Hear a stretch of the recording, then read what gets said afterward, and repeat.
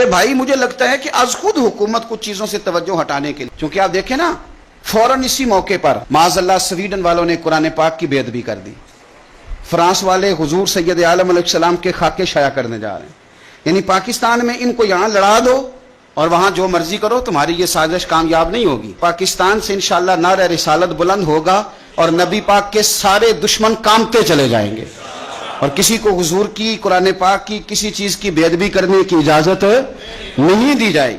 تو ایک منظم سازش کے تحت کچھ شر پسندوں کو تیار کیا گیا، اور انہوں نے بڑی دیدہ دلیری کے ساتھ حضور کے صحابہ کو سر عام اور ٹی وی چینلوں پر وہ نشر کیا جا رہا ہے سارا کچھ۔ تو یاد رکھ لیں، اچھی طریقے سے چیزوں کو سمجھ لیں۔ میرے رسول کریم صلی اللہ تعالی علیہ وسلم نے ہمیں سبق دیا، یہ ترمذی شریف کی حدیث ہے۔ میرے پیارے حبیب علیہ السلام نے فرمایا، میرے صحابہ کرام کے بارے میں اللہ سے ڈرنا۔ ہائے ہائے، اب لفظوں کا درد محسوس کریں۔ حضور فرمانے لگے، میرے صحابہ کے بارے میں اللہ سے ڈرنا، میرے بعد انہیں اپنے کلام کا نشانہ نہ بنانا۔ فرمایا، جس نے ان سے محبت کی میری وجہ سے محبت کی۔ اور سید عالم صلی اللہ علیہ وسلم فرماتے ہیں، جس نے ان سے بغض رکھا میری وجہ سے بغض رکھا۔ صحابہ جو میرے ہیں، تو کوئی پیار کرے گا تو میرے سمجھ کے کرے گا، اور جس نے بغض رکھا میری وجہ سے رکھا۔ اور فرمایا، جس نے ان کو تکلیف دی اس نے مجھے تکلیف دی۔ یہ میں حدیث پڑھ رہا ہوں۔ اور فرمایا، جس بندے نے مجھے تکلیف دی اس نے میرے رب کو تکلیف دی، اور جس نے میرے رب کو تکلیف دی میرا رب اسے بڑی جلدی پکڑ لے گا۔ ظالموں، تم کیا سمجھتے ہو رسول کریم سید عالم صلی اللہ علیہ وسلم کو ان حالات کی خبر نہیں تھی؟ حضور نے خود بیان کیا، ہم نے کیا کرنا ہے یہ بھی حضور نے ہمیں بتلایا۔ ترمذی شریف، یہ میرے سامنے کتاب رکھی ہوئی ہے، حضرت سیدنا ابو ہریرہ رضی اللہ تعالیٰ عنہ حدیث کے راوی، نبی پاک صلی اللہ تعالیٰ علیہ وسلم نے بتا دیا ہمیں کہ جب لوگ میرے صحابہ کو گالیاں دیں گے تو وہ شر پھیلائیں گے۔ حضور نے ہمیں بتلا دیا، سمجھا دیا۔ فرمایا، جب تم ان لوگوں کو دیکھو جو میرے صحابہ کو گالیاں دیتے ہیں، فَقُولُوا لَعْنَةُ اللَّهِ عَلَى شَرِّكُمْ، فرمایا کہہ دیا کرو کہ تمہارے شر پر اللہ کی لعنت ہو۔ نبی پاک صلی اللہ علیہ وسلم نے فرمایا، جب اسے دیکھو جو میرے صحابی کو برا کہتا ہے، گالی دیتا ہے، تو کہو تمہارے شر پر اللہ کی لعنت ہو، تمہارے شر پر اللہ کی۔ تم امت میں شر پھیلا رہے ہو، تم ملک میں شر پھیلا رہے ہو، تم لوگوں کو لڑا رہے ہو، تمہارے شر پر اللہ کی لعنت ہو۔ حضور نے فرمایا یہ کہا کرو جب دیکھو کہ لوگ میرے صحابہ کو برا کہہ رہے ہیں، تو پھر تم یہ کہو کہ تمہارے شر پر اللہ کی لعنت ہو۔ ہمارے ہاں لوگ کہتے ہیں جی فلانا بندہ مذہب کا کارڈ استعمال کر رہا ہے۔ سن لو، قائد اعظم محمد علی جناح نے پاکستان بنانے کے لیے مذہب کا کارڈ استعمال کیا۔ ابھی آپ نے نعرہ لگایا نا، پاکستان کا مطلب کیا؟ تو یہ مذہب کا کارڈ نہیں، مذہب کا کارڈ استعمال کیا تو پاکستان بنا۔ اب تو نہیں مجھے پتا، مجھے زیادہ موقع نہیں ملتا۔ جب صرف ہم پاکستان ٹیلی ویژن ہی دیکھتے تھے نا، پی ٹی وی، تو جب 14 اگست قریب آتا تھا تو قائد اعظم کے چھوٹے چھوٹے کال ٹی وی پہ آتے تھے، اور وہی کتابوں میں بھی درج ہیں۔ بالکل پاکستان ٹیلی ویژن میں نشر کرتا تھا۔ پشاور یونیورسٹی میں پاکستان بننے سے چند سال پہلے، 2-3 سال پہلے، قائد اعظم کا خطاب ہوا۔ نوجوانوں نے پوچھا، پہلا سوال، بس 2 سوال 2 جواب، سن لیں۔ جتنے مصنفین آئے قائد اعظم پہ لکھنے والے، یہ سب نے لکھا ہے۔ طالب علموں نے پوچھا محمد علی جناح سے کہ سر آپ یہ بتلائیے پاکستان کب بنے گا؟ تو قائد اعظم کہنے لگے، یہ تو اس دن بن گیا تھا جس دن پہلا ہندو کلمہ پڑھ کے مسلمان ہوا تھا۔ تو بنا ہوا ہے، اب تو صرف ہم نے حد بندی کرنی ہے۔ پاکستان تو بنا ہوا ہے، جس دن پہلے بندے نے کلمہ پڑھا تھا بن گیا تھا۔ اس نے فوراً دوسرا سوال کیا، اس نے کہا یہ بتلائیے دستور، منشور، آئین، پالیسی، فارن پالیسی، خارجہ پالیسی، داخلہ پالیسی، یہ کون سی پاکستان میں آپ نافذ کریں گے؟ تو قائد اعظم کہنے لگے، یہ آپ نے عجیب بچوں والا سوال پوچھا ہے، دستور، منشور، پالیسی، خارجہ، داخلہ، اس کا کیا مطلب ہوا؟ کہنے لگے ہم نے کوئی پالیسی نہیں بنانی، پالیسی تو ہمیں مدینے والے رسول نے بنا کے دے دی ہے، ہم نے تو بس وہ نافذ کرنی ہے۔ لیکن یہاں پتہ نہیں لوگ کہاں سو گئے، ان کی زندگی نے وفا نہیں کی، وہ چلے گئے۔ یہاں آج بیوروکریٹ کو خطرہ ہے کہ دین نافذ نہ ہو جائے، تاجر کو خطرہ ہے کہ دین نافذ نہ ہو جائے، اتنی دولتوں کا حساب دینا پڑے گا۔ یہاں بہت سارے وڈیروں کو، جاگیرداروں کو خطرہ ہے کہ دین نافذ نہ ہو جائے، چلو مجھے کہہ لینے دو۔ بڑی بڑی گدی والوں کو خطرہ ہے کہ کہیں دین نہ نافذ ہو جائے، پیروں کو خطرہ ہے، مولویوں کو خطرہ ہے، یہ نافذ ہو گیا تو میری پجاروں کا بھی مجھے حساب دینا پڑے گا۔ انشراح صدر ہی نہیں، ہم مخلص ہی نہیں اس کاج کے ساتھ۔ میں بڑی کھلے دل کے ساتھ بات کرتا ہوں کہ اگر یہ سارے گدیوں والے بھی جو بہت سارے اسمبلیوں میں بیٹھے ہوتے ہیں اور اپنے اپنے لیڈروں کی تعریفیں کر رہے ہوتے ہیں، تم بزرگوں کی اولاد ہو, تم نے بزرگوں کے نام پر ووٹ لیے, عزتیں پائیں, اور آ کے سیاسی لوگوں کی تعریف کرتے ہو. اس سے آدھی تعریفیں بھی تم مدینے والے رسول کی کرتے تو تمہاری دنیا بھی بن جاتی اور آخرت بھی بن جاتی. تم نے پیدائش کہاں کی, کھایا کس کا, اور تم نے نبھایا کس کے ساتھ؟ اس قدر درنگی. تو پاکستان نظام مصطفیٰ صلی اللہ علیہ وسلم کے لیے بنا ہے. اس میں دین نافذ ہوگا جب اس کے اندر حضور کا بنایا ہوا قانون لاگو ہوگا, جب اس کے اندر وہ سزائیں جو نبی پاک نے بیان کی وہ نافذ ہوں گی. آپ دیکھیں نا, حضور نے فرمایا تھا کہ میں وہ نظام لے کے آؤں گا کہ ایک عورت مقام حرا بہت دور تھا مکے سے, فرمایا ایک بی بی اکیلی مقام حرا سے چلے گی اور وہ مکے آئے گی, مدینے آئے گی, اسے کسی کا ڈر نہیں ہوگا, اکیلی چلے گی. ہم تو اپنی جوان بچی اپنے محلے کی گلی میں رات کو اکیلی نہیں بھیج سکتے, حالانکہ بڑے کیمرے, بڑی خفیہ ایجنسیاں, بڑے ادارے, لیکن میرے رسول پاک بظاہر کوئی کیمرہ نہیں, کوئی خفیہ ادارہ نہیں. فرمایا میں وہ نظام لاؤں گا, مقام حرا سے عورت اکیلی چلے گی اور مدینے آئے گی, سوائے اللہ کے کسی کا خطرہ نہیں ہوگا. جناب ابو ہریرہ کہتے ہیں میں نے سن لیا تھا, میں منتظر تھا کہ وہ وقت آئے. پھر جناب عمر کا زمانہ, ایک بی بی آئی, وہ اونٹ پہ بیٹھی ہے اور اپنی گود میں اس نے گٹھڑی کپڑوں کی رکھی ہے. فرماتے ہیں جب مسجد نبی کے باہر اس نے اونٹ بٹھایا, میں نہیں کوئی اور بات کر رہا تھا, پوچھا کہاں سے آئی ہو, کہنے لگی مقام حرا سے. اکیلی آئی ہو کہ کوئی ساتھ تھا, کہنے لگی اکیلی تھی. کہ کسی نے کچھ کہا تو نہیں, کہنے لگی قربان جاؤں مدینے والے نبی کے نظام پر. کسی نے آنکھ اٹھا کے نہیں دیکھا, روٹی تو پوچھتے رہے, پانی تو پوچھتے رہے, سونے کو جگہ تو دیتے رہے, پر سارے میرے عزت کی ناموس کے محافظ رہے. حضرت ابو ہریرہ کہتے ہیں بی بی اس بندے سے باتیں کر رہی تھی, میری آنکھیں چھم چھم آنسو بہا رہی تھیں اور میرے زبان سے بار بار نکل رہا تھا اللہم صلی علی محمد وعلی آل محمد صلی اللہ علیہ. اور صاحبو یاد رکھو, ابھی تک برادری کا سسٹم ہے, ابھی تک اونچ نیچ ہے, ابھی تک لوگ کہتے ہیں یہ فلانی برادری تو یہ فلانی برادری. میرے رسول پاک صلی اللہ علیہ وسلم نے وہ نظام دیا کہ جس میں حضرت عثمان غنی کو ان کے بھائیوں نے, کزنوں نے میٹنگ پہ بلایا اور بلا کر تجھے کل بھی بلایا تھا, تو آیا ہی نہیں, اچھا تو ہمارا بھائی ہے. تو عثمان غنی کہنے لگے تم نے باپ دادا کے نام پہ بلایا تھا تو میں آ گیا تھا, ورنہ بھائی بھوئی والی بات کوئی نہیں. کیا مطلب؟ فرمانے لگے تم نہیں میرے بھائی, تم میرے نبی کا کلمہ ہی نہیں پڑھتے. میرا بھائی تو وہ بلال ہے جو حبش کا رہنے والا ہے, وہ میرا بھائی ہے اس لیے کہ وہ میرے رسول کا کلمہ پڑھتا ہے. یہ ایک برتن میں کھانا کھایا کرتے تھے ابو ذر غفاری اور بلال حبشی. یہ سردار اور یہ غلام ایک برتن میں انہوں نے روٹیاں کھائیں, ایک دوسرے کے ساتھ وقت بتائے, صبحیں اور شامیں ان کی کٹھی گزری, میدان جہاد میں اور امن میں یہ اکٹھے رہے. مصطفیٰ کے وصال پر یہ ایک دوسرے کے گلے لگ کے روئے. عشق رسول ان کا سانجا, محبت ان کی سانجی. یہ والا ماحول پاکستان میں دینے کے لیے پاکستان بنایا گیا تھا. او حضور کو اشارتاً کہہ دیں تو جسے نبی پاک نے 2 دفعہ کہہ دیا. مسند امام محمد بن حنبل میں روایت موجود ہے. فرماتے ہیں حسن اتفاق کے تیسرا دن, وہی ٹائم وہی وقت, اسی طرح ہم بیٹھے تھے, دروازے پہ دستک ہوئی, محبوب فرمانے لگے کھولو بھائی جنتی آیا ہے. فرماتے ہیں ہمارا حال نہیں تھا کوئی, اس پر ناز کرتے, رشک کرتے, غبطہ ہوتا.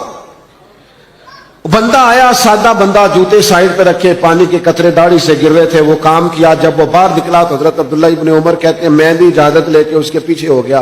میں نے کہا یار 2-3 دن اپنا مہمان بنا لو گے, 2-3 دن. یہ بڑا عجیب کام ہوتا ہے نا, 2 گلیاں چھوڑ کے کسی کا گھر ہو تو وہ کہے مجھے مہمان بنا لو. تو کچھ ہوتے ہیں نا ایسے بھی مہمان, تو بن گئے مہمان, مجھے مہمان بنا لو. کہتے میں نے کہا بھائی میں کوئی امیر آدمی نہیں ہوں, غریب ہوں, جو روکی سوکی کھاؤں گا تمہیں بھی ملے گی, آ جاؤ. حضرت عبداللہ فرماتے ہیں 3 دن اور 3 راتیں میں اس کا مہمان رہا. میں پتہ کرنا چاہتا تھا وہ کیا عمل کرتا ہے جس کی وجہ سے نبی پاک صلی اللہ تعالی علیہ وسلم نے جنت کی بشارت دے دی. میں معلوم کرنا چاہتا تھا, لیکن آپ فرماتے ہیں میں نے کوئی ایسی بات دیکھی نہیں. وہ عشاء پڑھ کے سوتا, فجر کی نماز تک سویا رہتا, اور میں تو درمیان میں اٹھ کے تہجد بھی پڑھتا تھا. وہ تو صرف کروٹیں بدلتا تو اللہ کا ذکر کرتا, باقی وہ ساری رات اس نے عشاء سے لے کر فجر کی اذان تک آرام کیا. فرماتے ہیں وہ تو تھوڑے صدقات کرتا تھا, میں زیادہ کرتا. میں بڑا حیران تھا کہ 3 دفعہ نبی پاک صلی اللہ تعالی علیہ وسلم نے جنت کی بشارت عطا کی ہے، اور بندے کا حال یہ ہے کہ کوئی خاص عبادت نہیں. تیسرے دن میں چھٹی لے کے اس سے اجازت لے کے جانے لگا تو وہ بھی حیران تھا کہ 3 دن بندہ رہا ہے، سمجھ کوئی نہیں آئی.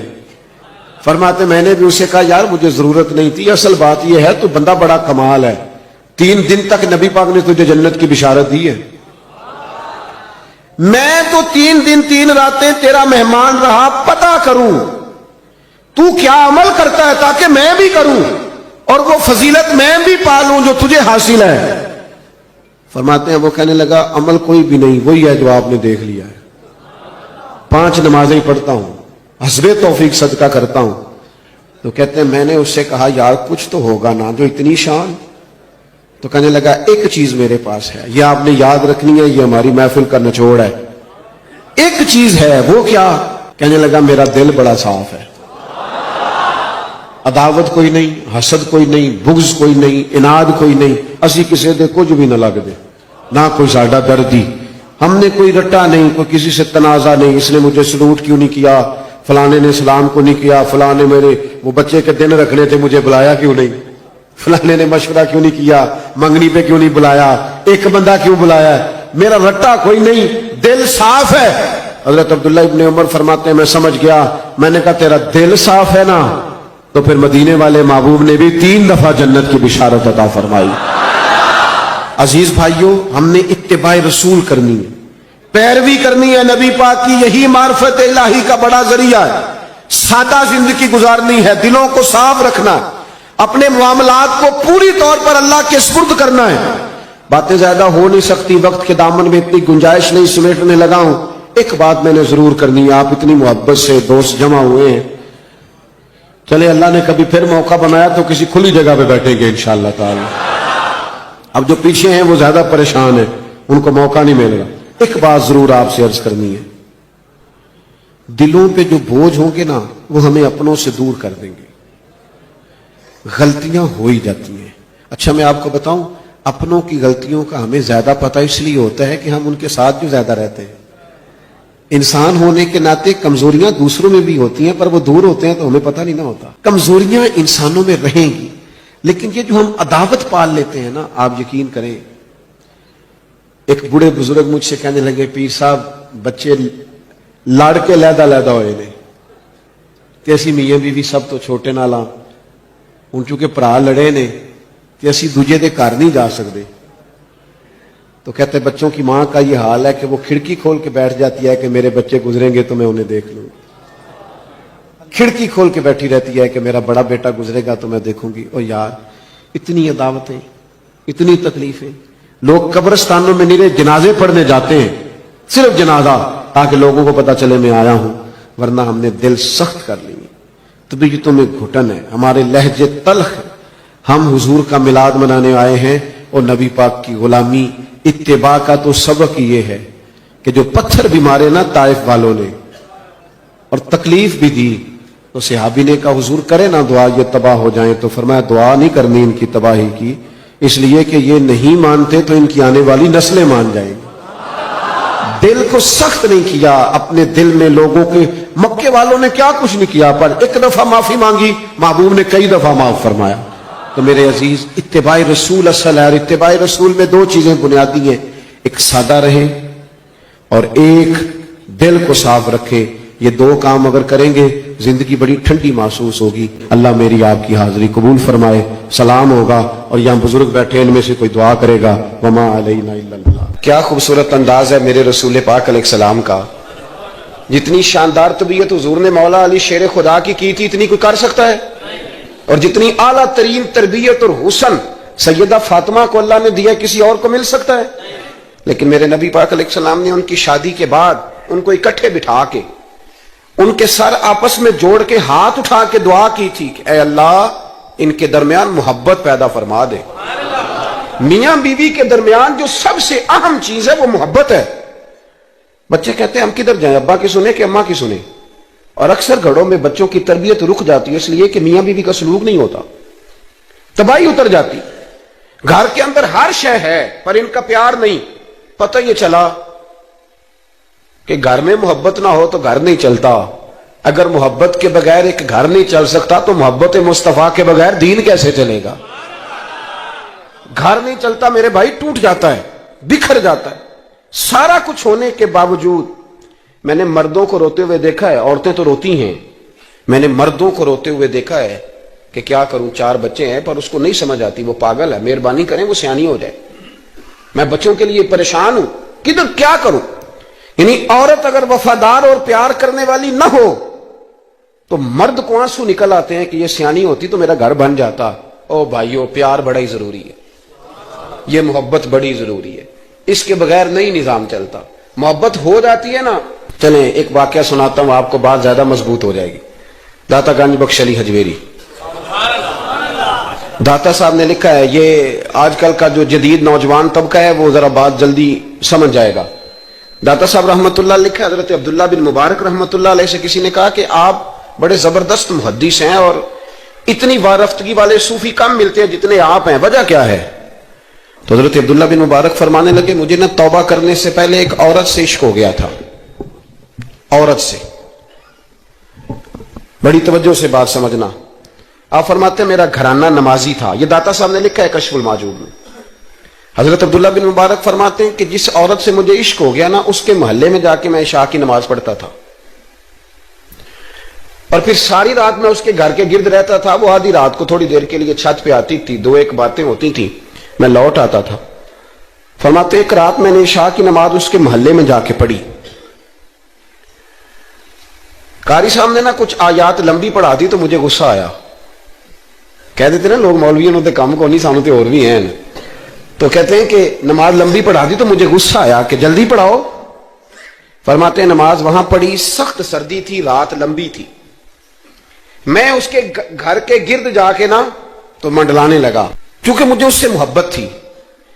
فرماتے ہیں کہ 1 گھنٹہ 2 گھنٹے 4 گھنٹے 5 گھنٹے حتیٰ کہ سحری کا وقت ہو گیا، پاؤں پھوٹنے لگی تو وہ نا بھاگتی بھاگتی چھت پہ آئی اور کہنے لگی کہ گھر میں رش بڑا ہے، مہمان زیادہ ہیں، آج بات نہیں ہو سکے گی.